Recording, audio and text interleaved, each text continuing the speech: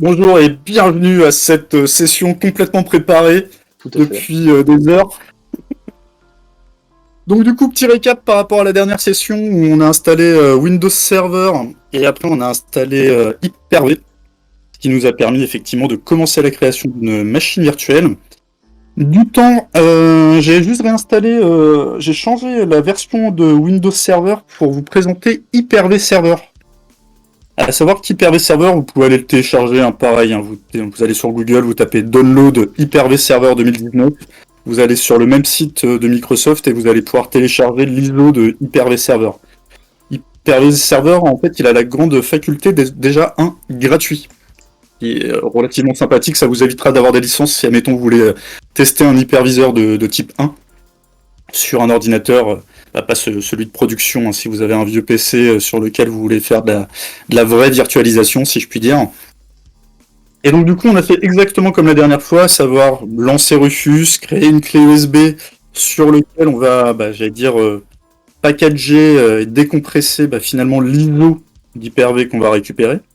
Et après, une fois que vous le mettez sur le serveur, donc exactement pareil que la dernière fois, vous mettez votre petite clé USB, vous bootez en USB, et là vous avez cette superbe interface. Alors là, j'ai chopé un site, puisque du coup, je vous ai pas refait le coup de la vidéo de la dernière fois. Mais en gros, le setup d'install, c'est très simple. On vous demande la langue, on a choisi français, donc pour vous.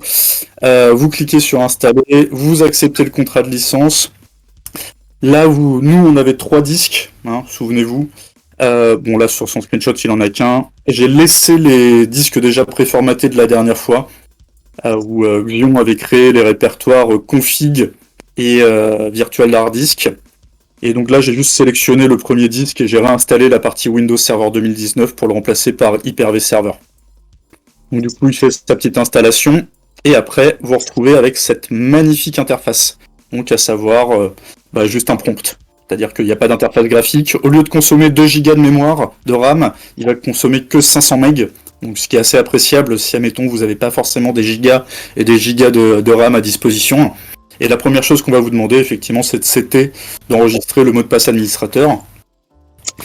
Donc vous appuyez sur Entrée, vous renseignez votre mot de passe administrateur, et après vous retrouvez sur cette interface de configuration qui est ici, tac. Cette magnifique interface qui vous demande en fait de sélectionner un chiffre, vous appuyez sur Entrée et vous allez pouvoir faire sa configuration.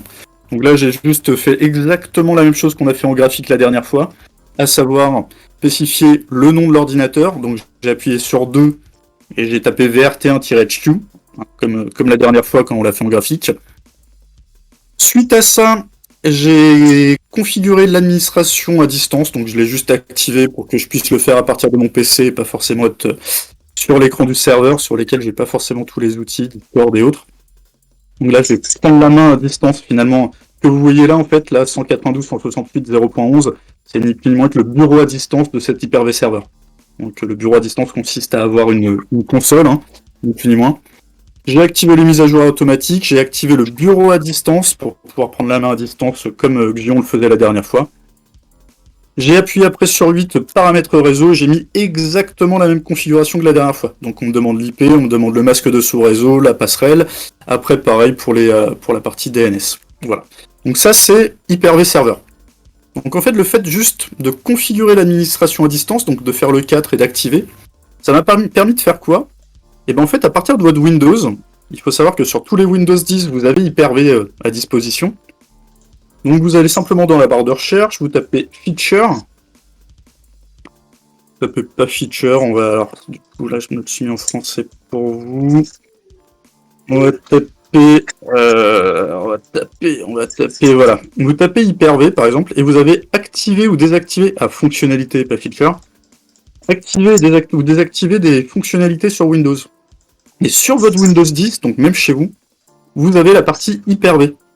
Donc en l'occurrence, moi j'ai pas forcément envie qu'il fasse hyperviseur.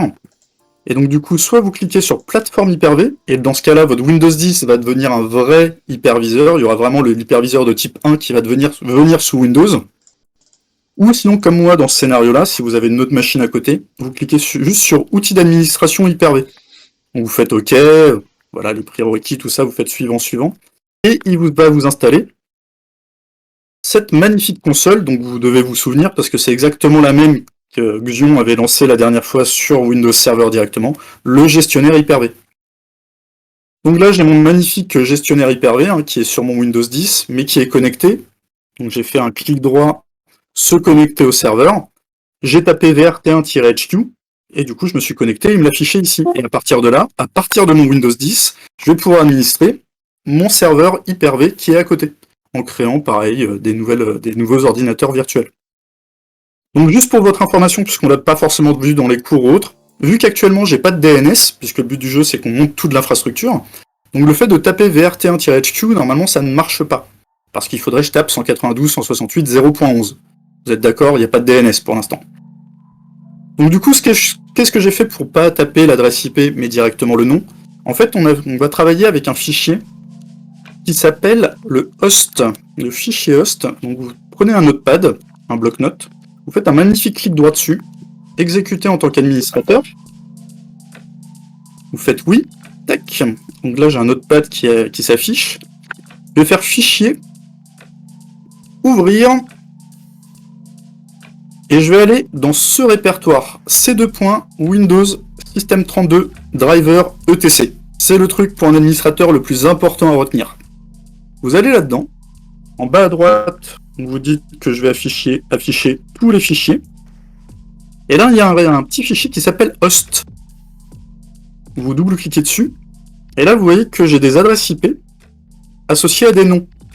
En fait, ce fichier host va passer avant votre serveur DNS. C'est-à-dire qu'au niveau de la résolution du nom, si admettons par exemple je me fais je sais pas, par exemple 192.168.0.19 et qu'à côté je mets www.google.fr que je sauvegarde, que maintenant je me prends un CMD, et si je fais un ping sur www.google.fr, entrée, c'est quelle IP? C'est la 192.168.0.19. Parce que ça permet, c'est comme si c'était le DNS interne de votre machine Windows 10. Donc en fait, ça va me permettre de mentir au système. C'est un peu, vous pouvez faire du phishing un peu avec si vous voulez. C'est compris ça dans le chat pour Xion, toi aussi? Je suis tout seul? Ok, top. Ouais, bien géré. Du coup, en fait, tout ce que j'ai fait, c'est tout simplement me taper l'adresse 192.168.0.11, donc l'adresse IP du serveur qu'on a créé précédemment dans le cours précédent, et j'ai tapé vrt1-hq. Ce qui fait que maintenant, quand je tape vrt1-hq, j'arrive sur l'adresse IP correspondante.